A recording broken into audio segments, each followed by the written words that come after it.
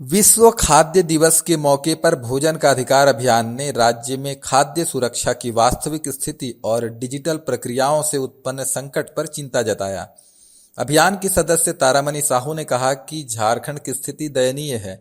यहाँ गरीबी, कुपोषण और भुखमरी की गंभीर समस्या है। साथ ही डिजिटल व्यवस्था से गरीबों के निवाले पर संकट गहराता जा रहा है। वहीं बलराम ने कहा कि इसके लिए सरकार को कई कड़े कदम उठाने की जरूरत है।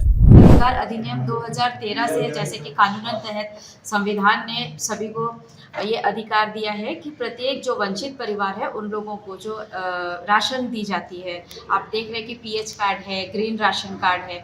ये चीज़ें कोई एक सामान्य चीज़ नहीं है, सामान्य बातें नहीं है। अभी रिसेंटली में हम लोगों ने पब्लिक हियरिंग भी की है लोहरदगा में और गुमला में। तो इस पब्लिक हियरिंग में भी हम लोगों ने पाया कि राशन कार्ड कई एक ऐसे लोगों के डिलीट कर दिए जा रहे हैं ई केवाईसी के नाम पर, जिनके आधार कार्ड लिंक नहीं है, जिनका ई केवाईसी नहीं हुआ है, उनके राशन रोक दिए जा रहे हैं। और वो ऐसे परिवार, वंचित परिवार है जिनके घर में ना ही मजदूरी है, ना ही खाने के लिए कोई व्यवस्था है। तो ऐसे परिवारों में अगर राशन ही रोक दिया जाए तो आप समझ सकते हैं कि 2018 में जैसे भुखमरी की स्थिति झारखंड में हुई थी, आज फिर से उसी कगार पे आ रही है।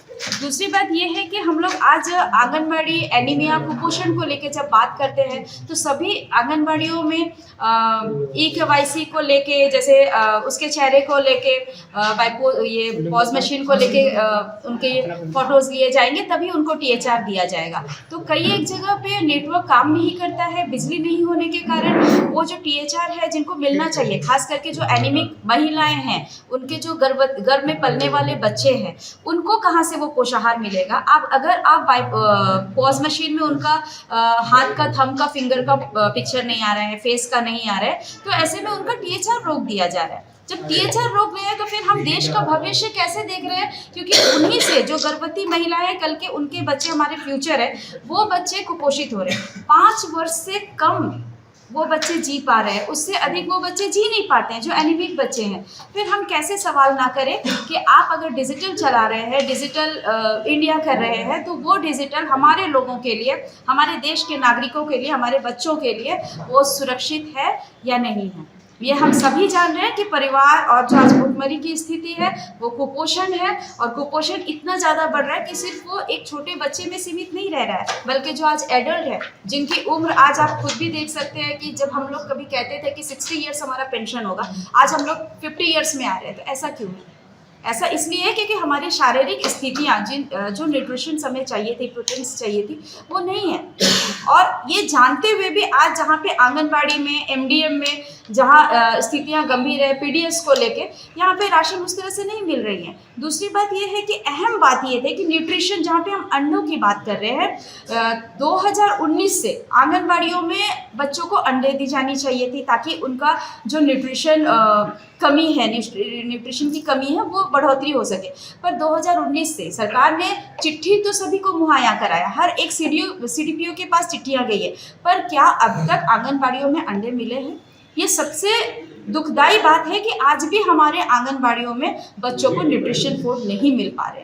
उनको जो ग्रीन वेजिटेबल्स मिलने चाहिए वो नहीं मिल पा रहे। जो मेन्यू के अनुसार वहाँ पे लिखा गया कि इतना मात्रा में दाल चाहिए, शुगर चाहिए, वो मात्रा के अनुसार नहीं मिल पा रहे। फिर हमारे जो आने वाले बच्चे हैं, जो बच्चे एनीमिक हैं, माताएं, लड़कियां, महिलाएं जो एनीमिक हो रही हैं, फिर उनको हम कैसे सुरक्षा प्रदान कर रहे हैं, उनको कैसे हम उनका हेल्थ केयर कर रहे हैं।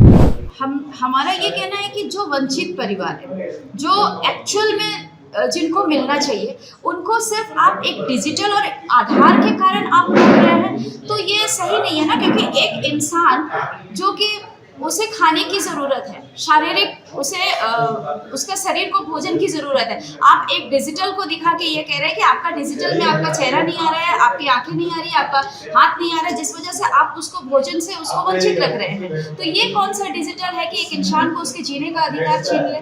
ये कौन सा डिजिटल है जो कि, या तो फिर सरकार की ये कौन सी अच्छी चीज़ है जो कि एक इंसान को जिंदगी देने से पहले मौत को गले लगाने के लिए कहते हैं। सरकार कहना है कि डिजिटलाइजेशन से जो लीकेज है वो रुकेगा। जो वैसे व्यक्ति जिनको आवश्यकता नहीं था तो वो ले रहे थे, तो वो गरीब परिवार को पहुंचे। बिल्कुल, इस पर भी मैं बताना चाहूँगी कि 3,17,575 कार्ड्स डिलीट कर दिए गए, राशन कार्ड डिलीट कर दिए गए। तो ये जो राशन कार्ड डिलीट कर दिए, किस तरह से उन्होंने डिलीट किया?